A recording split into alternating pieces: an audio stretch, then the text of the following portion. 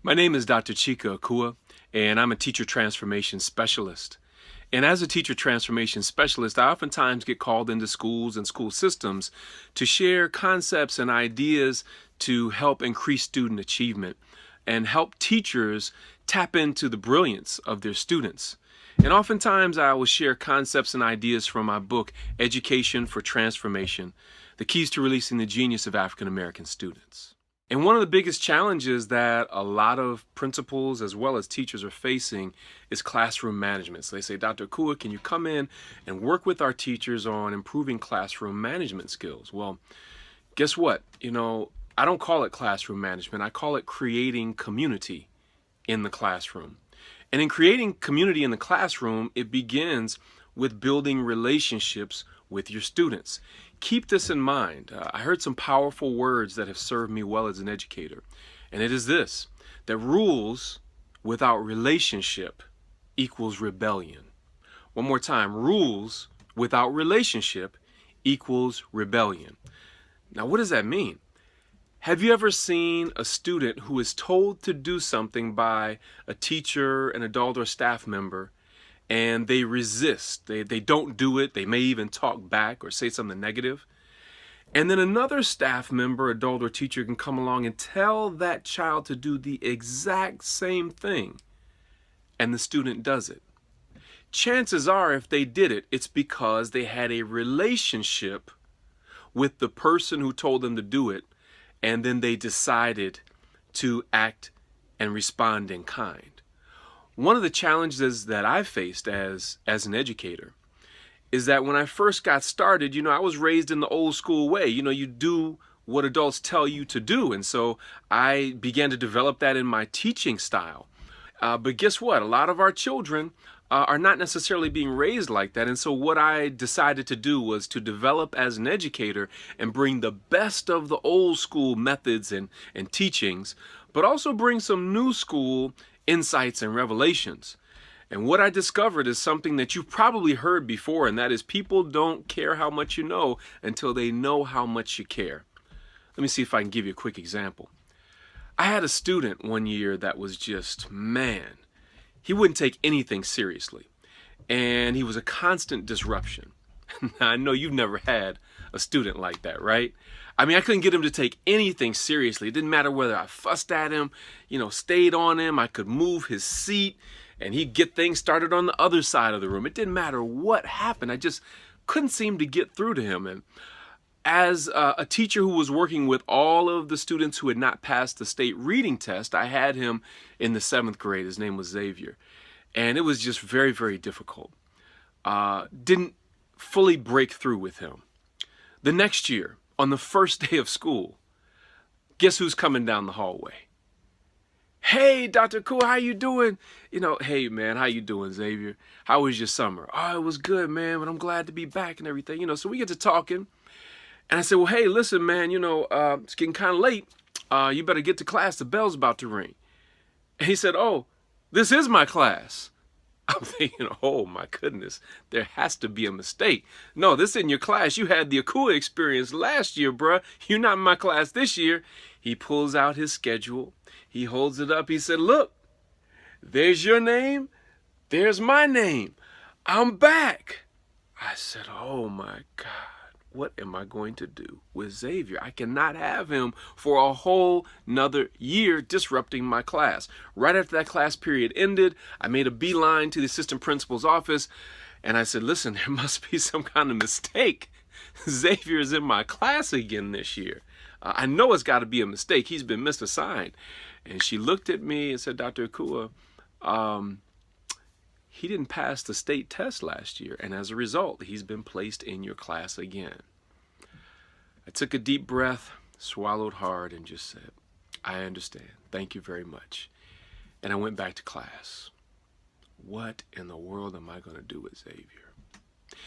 Interesting thing happened, and I don't know if they have this in your particular state, but where I was teaching, they have something called Red Ribbon Week. And I must confess, I'm not a big fan of Red Ribbon Week, which deals with drug awareness and just say no. And the reason I'm not a fan of it is because that's all they say. Just say no to drugs without contextualizing how drugs get in our communities and in communities of color, who brings them in, who manufactures the guns and the drugs and all that kind of stuff.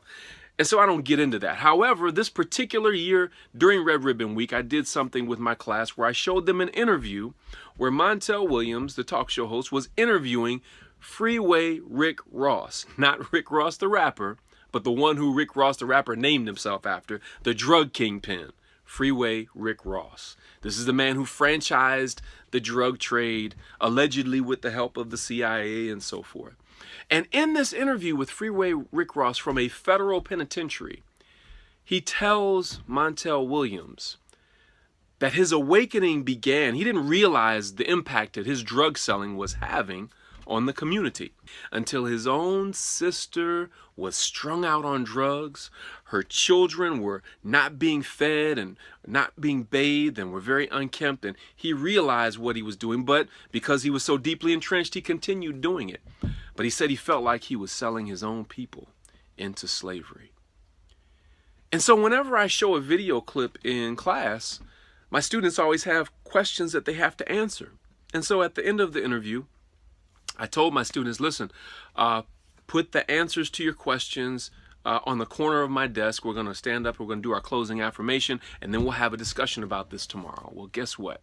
After we had done our closing affirmations and everybody's coming up and putting their papers on my desk, Xavier comes up to me and he looks like he has seen a ghost. I have never seen him respond to anything seriously, always laughing, joking, playing. And he said, man, Mr. Akua, that was deep. I said, what was so deep? He said, well, you know, he was selling drugs to his own people. I said, well, we talked about how, you know, how detrimental it is to push poison to your own people and in your own community, and how detrimental it is to use drugs. He said, yeah, but he said he didn't realize how deep it was until his own sister was strung out and her kids were not being fed and different things like that.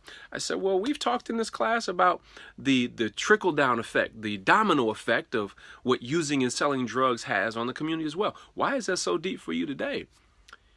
He said, well, I never told anybody this, but when my mom was pregnant with me, she was strung out.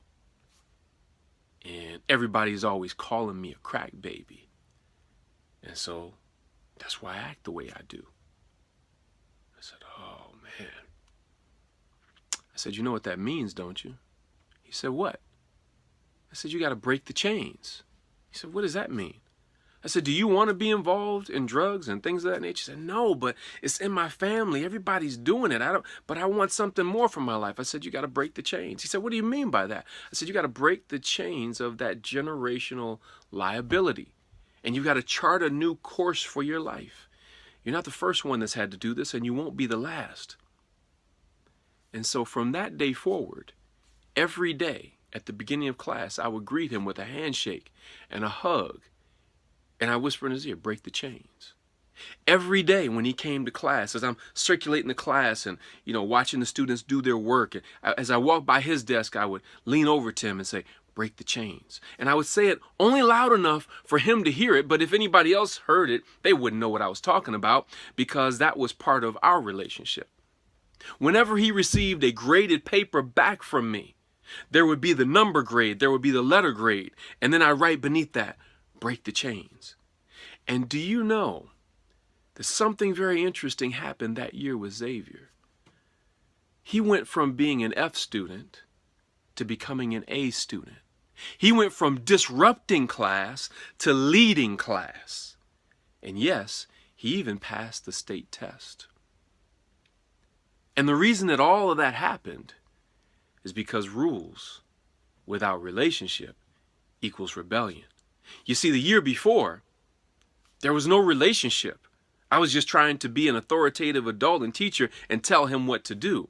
But this particular year, we had developed a relationship.